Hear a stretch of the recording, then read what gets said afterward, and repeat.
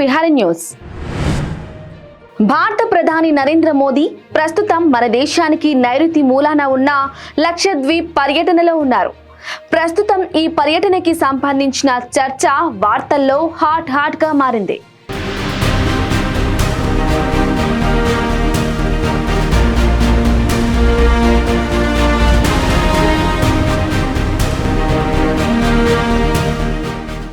ప్రధాని నరేంద్ర మోదీ చేస్తున్న ఈ పర్యటన కేవలం సుందరమైన లక్షద్వీప్ ప్రాంతాన్ని పర్యాటకంగా అభివృద్ధి చేయడానికేనా, లేదా భారత్ పైన పర్యాటక రంగంలో పరోక్షంగా ఆధారపడుతున్న మాల్దీవ్స్ దేశ ఆర్థిక పరిస్థితిని దెబ్బతీయడానికేనా అని పెద్ద ఎత్తున చర్చ సాగుతోంది.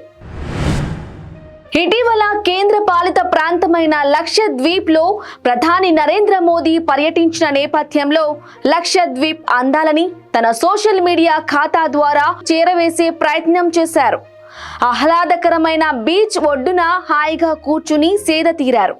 అలాగే సముద్రంలో స్కార్నర్లింగ్ చేసి సాహసాలు చేయాలనుకునేవారు తమ లిస్ట్ లో లక్షద్వీప్ ను కూడా చేర్చుకోవాలని సోషల్ మీడియా వేదికగా తెలిపారు. మోదీ షేర్ చేసిన లక్షద్వీప్ అందాల వీడియోలని ఉద్దేశించి మాల్దీవుల మంత్రులు మరియం షివూనా, మాల్షా షరీఫ్, అబ్దుల్లా మజూమ్ అసహనం వ్యక్తం చేశారు. ప్రధాని వీడియోని ట్యాగ్ చేస్తూ మా మాల్దీవ్స్ తో లక్షద్వీప్ ఎప్పటికీ పోటీ పడలేదని, అది మీ భ్రమ అని, మాకు భారత్ సహకారం అవసరం లేదని, తక్షణమే భారత బలగాలు మాల్దీవ్స్ ని వదిలి వెళ్లాలని ఎక్స్ వేదికగా అక్కసు వెళ్లబోశారు. ఈ కామెంట్స్ పైన భారత నెటిజన్స్ ఘాటుగా స్పందించారు.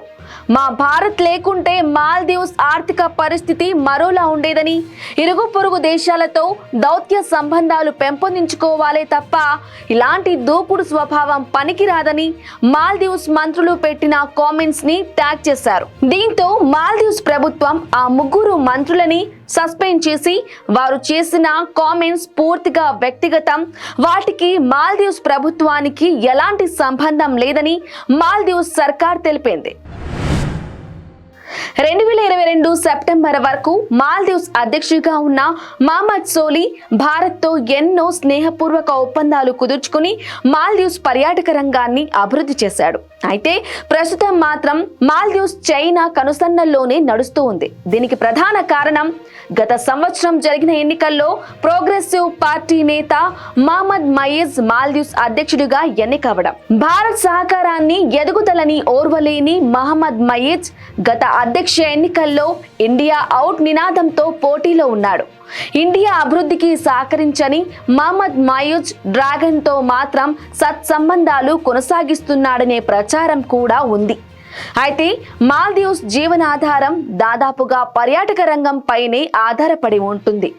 ప్రతి ఏటా భారత్ నుండి సుమారుగా 2 లక్షల మంది పర్యాటకులు మాల్దీవ్స్ ని సందర్శిస్తూ ఉంటారు. మాల్దీవ్స్ మొత్తం జీడిపిలో దాదాపు 28% కేవలం పర్యాటక రంగం నుండే వస్తుందంటే అతిశయోక్తి కాదు. అంతటి సహకారం అందిస్తున్న భారత్ పైన మాల్దీవ్స్ మంత్రులు చేసిన కామెంట్స్ మాల్దీవ్స్ అస్తిత్వానికే ప్రమాదకరమని రాజకీయ ప్రముఖులు అభిప్రాయపడుతున్నారు. ప్రధాని నరేంద్ర మోదీ ఈ స్థాయిలో మాల్దీవ్స్ ని ఎప్పుడు కూడా ప్రపంచానికి పరిచయం చేయలేదు. దీంతో ప్రస్తుతం మోదీ వారాంతట పర్యటన ప్రాధాన్యత సంతరించుకుంది. పర్యటనలో భాగంగా లక్షద్వీప్ అభివృద్ధి కోసం ఏకంగా 1500 కోట్లు కేటాయించారు. దీంతో లక్షద్వీప్ అభివృద్ధి చెందితే తమకు పర్యాటకంగా నష్టం వస్తుందని జీర్ణించుకోలేని మాల్దీవ్స్ మంత్రులు భారత్ పైన, మోదీ పైన విమర్శలు చేశారు.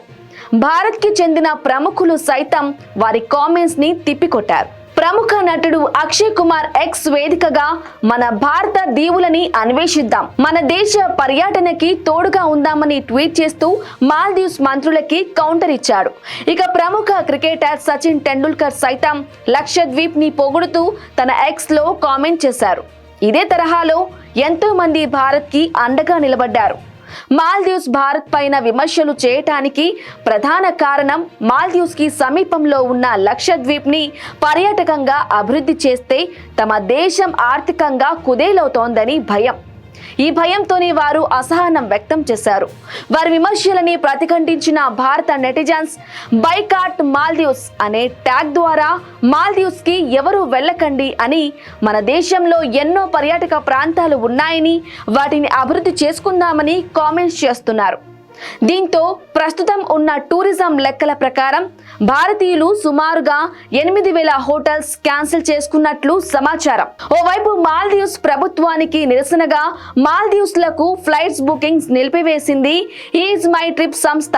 ఒకవైపు భారతీయులు బైకాట్ మాల్దీవ్స్ అనే హ్యాష్ ట్యాగ్ తో ఆగ్రహం వ్యక్తం చేస్తూ ఉంటే, మాల్దీవ్స్ అధ్యక్షుడు చైనా పర్యటనకి వెళ్లడం తీవ్ర చర్చనీయాంశంగా మారింది.